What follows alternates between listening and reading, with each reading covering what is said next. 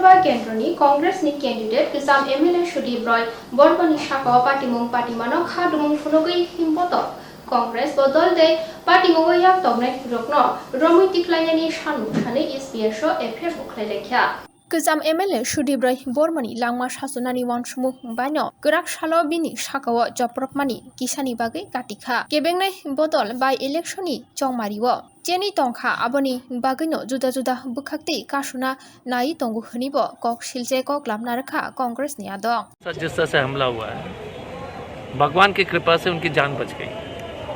अगर 2 इंच ऊपर होता तो वो जिंदा नहीं बचते। पहली बात यह है। दूसरी बात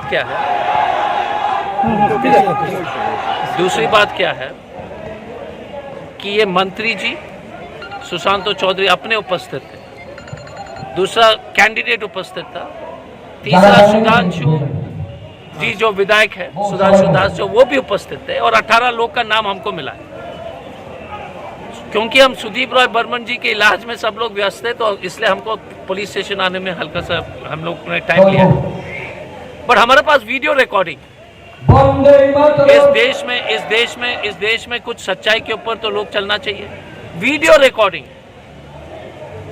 बीजेपी ने सुना है कि एफआईआर किया है। इतने झूठे लोग हैं। मैंने कहा कि बीजेपी कम से कम वीडियो रिकॉर्डिंग तो दिखाओ, कुछ तो दिखाओ। मारोगे और झूठ बोलोगे, बेशरम लोग हैं। तो मैं पुलिस, त्रिपुरा पुलिस और डीजीपी साहब और एसपी साहब और ऑफिसर इंचार्ज पुलिस है, मैं भी आईपीएस में रह चुका हूँ। हमारा जो कसम है वो संविधान के प्रति है। आप दूध के दूध पानी, हम थोड़ी आपसे जो है आपसे कुछ फेवर नहीं मांग रहे हैं, लेकिन हम आपसे ये जिम्मेदारी आपको समझाएंगे कि आपका जिम्मेदारी है कि सच को उजागर करना, ये आपका काम है।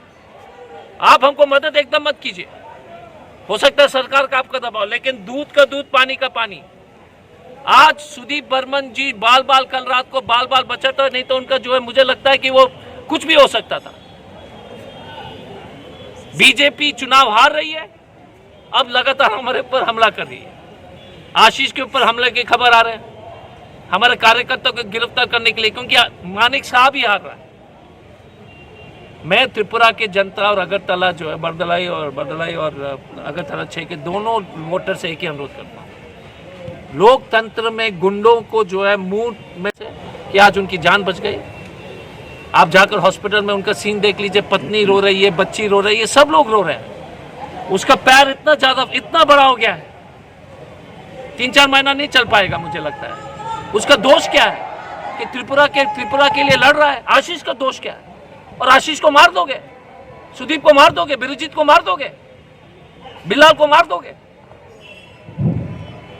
तो इसलिए मैं आप लोग से अनुरोध करूंगा, सबको बताइए कोई हमें फेवर नहीं चाहिए।